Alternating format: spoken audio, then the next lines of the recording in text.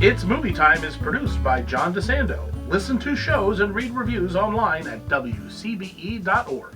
I'm John DeSando. And I'm Kevin Carr. And this is It's Movie Time. It is. And if I say the name Judy to you, yes. What do you think? Judy, something about Christmas. Garland. Garland. Not Cary Grant, Judy. No. Okay. No. So we're talking Judy Garland. Yes. It's a movie coming out today. Mm-hmm. And it's about her last, maybe, year? One of the biggest Hollywood train wrecks of which is, I mean, that's a reality. I mean, unfortunately, she did not have a good life. And her life was a mess ever since she was like 13 years old, and she was in doing Wizard of Oz. Yeah, so we're taking her when she has to go to Talk of the Town in London to perform in order to get money so that she can take care of her kids. It's a pretty sad situation. In fact, I think, Kevin, this is the saddest movie this year. So far. Just wait, I'm sure there's going to be something. We got a couple war movies showing up. So, what's redeeming about Judy? Well, the movie itself, I would say that the center point, the focal point, is Renee Zellweger's performance. Yes. As Judy Garland. Yes. Which she is not somebody I would have immediately pegged to play this role. Right. Just because facially she doesn't quite look as much like her as you would expect. Right. You know, Judy Garland had the big eyes and the big smile. Yeah. And Renee Zellweger is known for kind of the opposite of that. She has, a smaller set of eyes, and she has, but I think she fit that mold really well. I think she physically did the transformation. She did. And I thought she did a really good performance of Judy Garland in her later years, because there was a huge difference. It was sort of like Katharine Hepburn. There was a big difference between how she acted when she was a young ingenue versus later in life. And later in life, she was in her 40s, Judy Garland was. Right, yeah. So she dies at 47 of an overdose. But prior to that, I think Renee Zellweger catches the physical tics. Yeah. I mean, I'm thinking nobody could possibly replicate Judy Garland's voice. No. And Renee Zellweger does a great job performing, particularly the trolley song to me was... Oh, sure. And it's not even just the timbre of her voice, it's the cadence of her voice. And I think that was more important. You can get that, maybe not getting that lusty full voice that Garland was known for.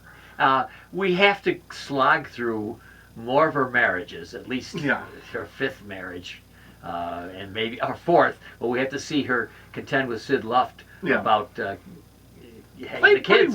Pretty well by Rufus Sewell. And he's normally just that really good-looking guy, but he goes bald in this one. He goes less sexy than what you might recognize Rufus Sewell for. So we have to slog through her trying to be with her kids, but she can't because she has to go work in London. We have her popping pills. Now, whom do we, how shall I say this? Whom do we accuse of getting her on pills?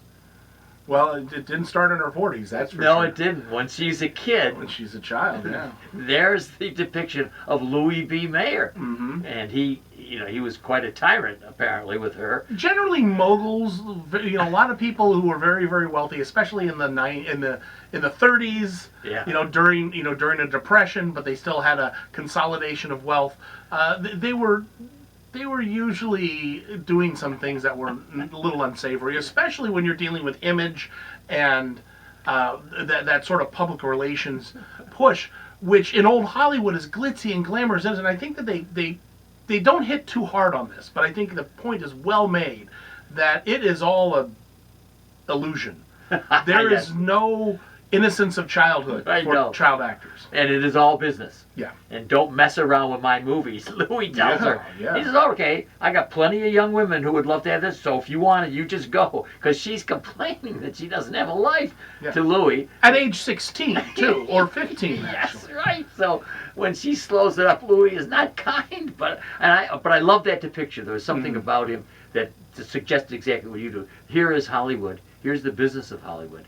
Here's the make-believe of Hollywood. Even when they're walking down that small yellow brick road, she and Louis Mayer. Yeah. You have that, oh, isn't it beautiful? Or even just the bits and the flashbacks with Mickey Rooney. I mean, I knew somebody I used to work with who she loved the Mickey Rooney, Judy Garland musicals. Yes. We're going to put on a musical to save the town. And when you realize that was the kind of like the equivalent of the sweatshop of making iPhones. You know, just you're cranking out these things at the pleasure of these people who you never see behind the scenes. Oh, and I loved when they're in the cafe talking, and she proposes to Rooney, and he turns her down. Yep. So there are some touches there. You don't get an awful lot about the Wizard of Oz. No, and I think we're overplaying even the stuff with her as a younger. Exactly, we are girl. Right. They have it in flashback, but it's not a part of it. And my concern about the movie, where I think it is not going to make any money, is that there's way too much time with her boring addictions and her well-known not showing up and or falling on the stage. Her well-known actions as an older woman. I don't know. I just thought there were too many. And I think we've seen. But part of the problem with a movie like this is addictions and problems, and if you were young, attractive, ingenue, and then you get older, and then you have to deal with keeping your fame, but you really have no other skills beyond that. Yeah. We've seen that time again. I mean, even with, what was that, Film Stars Don't Die in Liverpool, about Laurie Graham? Yeah. It felt very similar to that. Yeah. And at a certain point, you got to have a certain uniqueness to it, so you're not just replaying the same beats that we've seen before. Well, it's my old point about too much violence, too much sex. Give me a few minutes and I got it. Let's move on, please. Yeah. I'd like more insight into Judy Garland, into her talent. There was so much more. I'd like more about her as a younger. I realize this isn't a movie about her as a younger. It's not a biopic, so to speak. But I would have loved a movie about her first 25 years rather than her last. Or her last year. I mean, she's a train wreck at the beginning. We all know that, right? Yeah. Yes, we all know that. Yeah. But the film does a great job in depressing you, I thought. Yeah. I think it also, like I said, the linchpins, Zellweger's performance, and I think there's these little gems in there of empathy you can have, and certain things where they give a nod to, her, like what her legacy will become. Yeah. There's a really nice part in the middle where she ends up she has two fans outside and she's talking to them. Kevin, absolutely. That's the like best part of the film. Yeah. They to fictionalize two gay men, and she was a big icon for gays. Still is. Yeah, and still is. And the scenes with them when they're having dinner together, or when he's crying at the piano as she's singing. Yeah. I mean, I thought this was wonderful. Right, this is exactly what I wanted, but not enough for me. Yeah. Well, and that's what I felt. That happens about halfway through, and I was like, "Oh, this is getting really interesting." Right. Yes. I don't know whether she was as aware of it happening before she became the icon, but I thought that was really neat, kind of speaking to what she means to the community, what she means to the gay community, not just in America, but certainly in England, because that's where this takes place. Right. And with the burden of the laws of England making homosexuality actually overtly illegal. Yeah. But we're on the cusp of their changing it, of them just changing it. Yeah, but that's the stuff where I was like, oh, this is really interesting, and then they kind of go back to pills. Yeah, right. I do too. Yeah. Well, maybe the next one, Judy 2.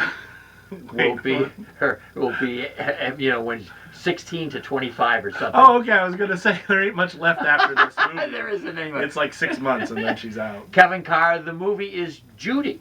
What grade will you give it? I'm gonna give it a B-.